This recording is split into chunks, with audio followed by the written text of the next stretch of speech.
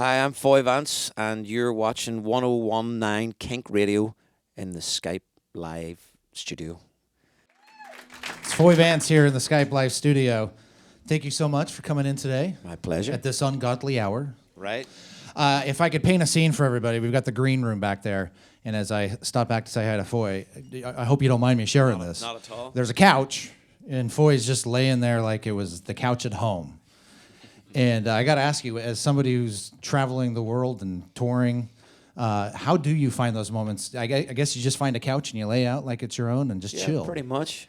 Pretty much. Does it get hard, though, on the road to be completely comfortable? It's kind of the only hard bit, really. You know, Yeah. getting to play music every night's pretty special. Sure. And somebody gives you money at the end of it. Right? It's Yeah. crazy. I'm thinking I'd pay to do this, see the world, and Sure. sing songs, you know. And you're going to be a great venue tonight, Edgefield, opening up for Josh Groban. So hopefully many of you are heading out to that. Or Andre Bocelli, as I call him. What's that? I call him Andre Bocelli. He loves it. He's a pretty funny guy. That's what I love. He's hilarious. He is, yeah. And a real sweetheart. And to me, it's interesting because he's kind of had different people touring with him on this tour. It's interesting I wouldn't necessarily put Foy Vance and Josh Groban in the same genre of music, but to me, it completely works. Yeah. Well, you know what? You can never underestimate an audience. Yeah. I did a gig in Middlesbrough in England, this sort of really quiet town in the Midlands. And I did this festival, and I was on the really cool stage, the indie stage. Right. You know, very, very hip. Sure. Basically, it was a room full of people with their arms folded, not sure whether they were meant to like it or not. Yeah.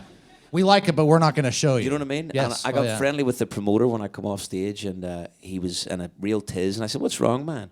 And he said, "I've got a band hasn't showed up. They're stuck in traffic. They haven't shown up. I need to get a gig covered." And I said, "Well, I'll do it." And he said, "But it's in a death metal venue." And I said, I don't care. I'll do it anyway. Like, if you need it covered, I'll do it. Yeah. So I went in with my acoustic guitar, and I did Back in Black, AC/DC. Yeah. And I did Black Hole Sun, Soundgarden. But then I just did the rest of my set as I Right. would, which at that time was really singery, songwritery, you know, really quite morose type. Sure, yeah. But it was one of the best gigs. You Yeah. know, And they so- loved it, I'm sure. You know what I mean? So you can never underestimate an audience. You know, I like playing in front of anyone that will listen. These covers, if you haven't seen any of Foy's covers, I mentioned this to you backstage, but I'm going to mention this because you need to go home and search this thing out. A few years ago, I think you were doing radio in Europe, maybe. You covered the Cheers theme song. Everybody, and I kid you not, it is probably the most beautiful version of that song you will ever hear. It is, and it's a great song. It's a beautiful song, and you cover it well.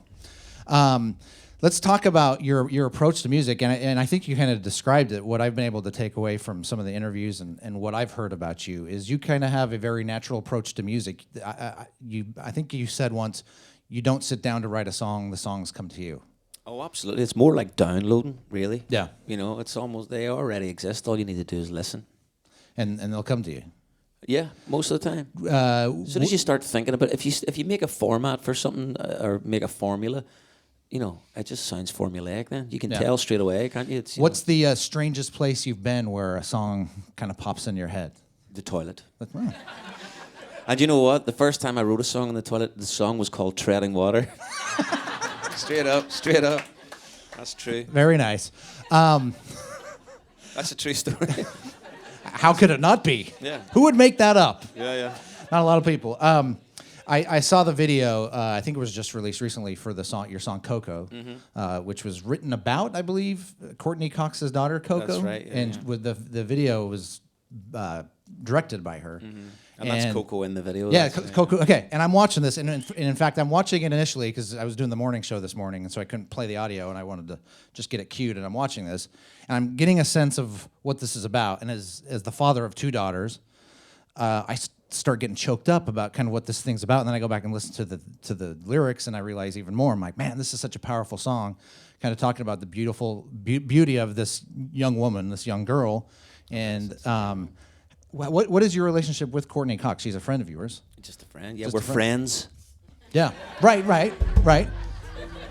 Hey-oh.